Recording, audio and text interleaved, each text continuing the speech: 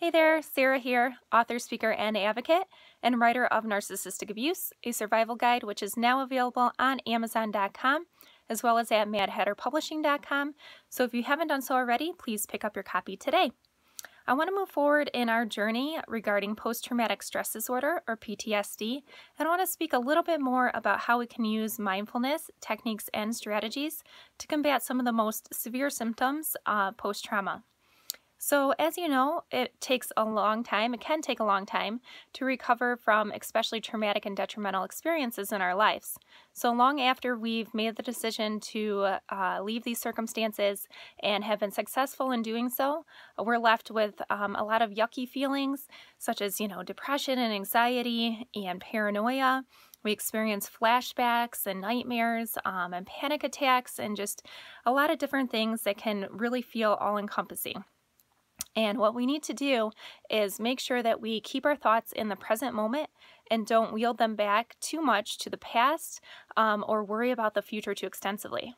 So, if we continually think about the past and the things that happened to us, this is going to cause these racing thoughts that we can't seem to kick. And these are going to show up both in, flashback experiences and detrimental daydreams during the day, and then they're also going to appear at night in the form of nightmares, where we're going to experience insomnia and restlessness, not be able to get a good night's sleep because of the racing thoughts. So when do we have the most opportunity to kind of be alone with ourselves and our thoughts?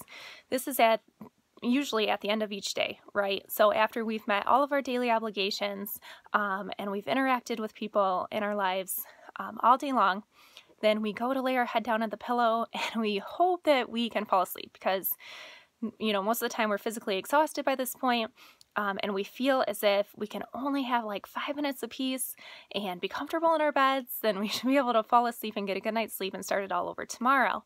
But unfortunately, because a lot of times this is the only time that we have by ourselves alone, this is when we start to collect our thoughts. And if we allow our thoughts to wheel back to these traumatic events, they can start to race, right? And we can have horrible memories.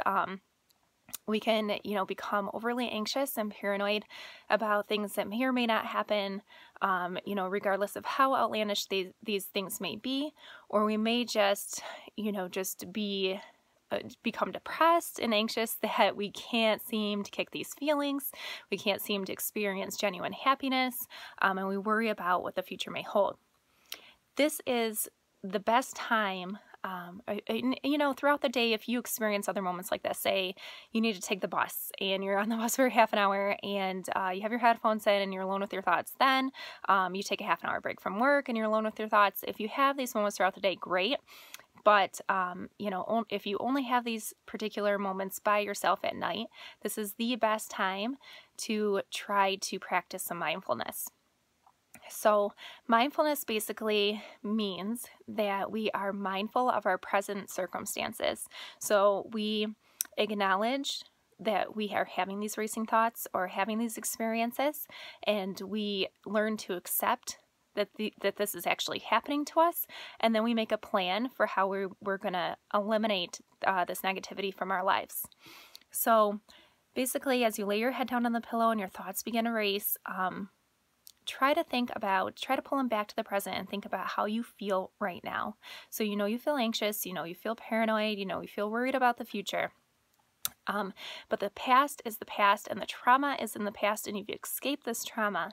So you are no longer within its clutches. And just as we don't want it to have any power over us, it actually does not have any power over us, right? We've already eliminated it from our lives.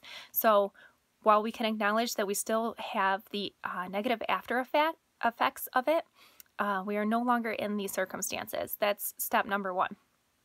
Okay, once we can acknowledge that, yes, we kind of feel crappy, and we really haven't reached a point in our lives where we can say that we're genuinely happy at all times. A lot of people don't, but that we feel content, feel content most of the time. We need to learn to accept this, because only in accepting that this is the way we feel now can we make a plan for moving forward. So be quiet and still in this moment. Try to pull yourself back to the present. Acknowledge how you feel, and then work on accepting it. And when you can accept it, then you can say, hey, this isn't right. This is impacting my life in a negative way. So what I'm going to do is I'm going to meditate, or I'm going to journal. I'm going to get up and read a book, have a cup of tea. I'm going to try to calm myself down until I can actually hit that pillow and fall asleep.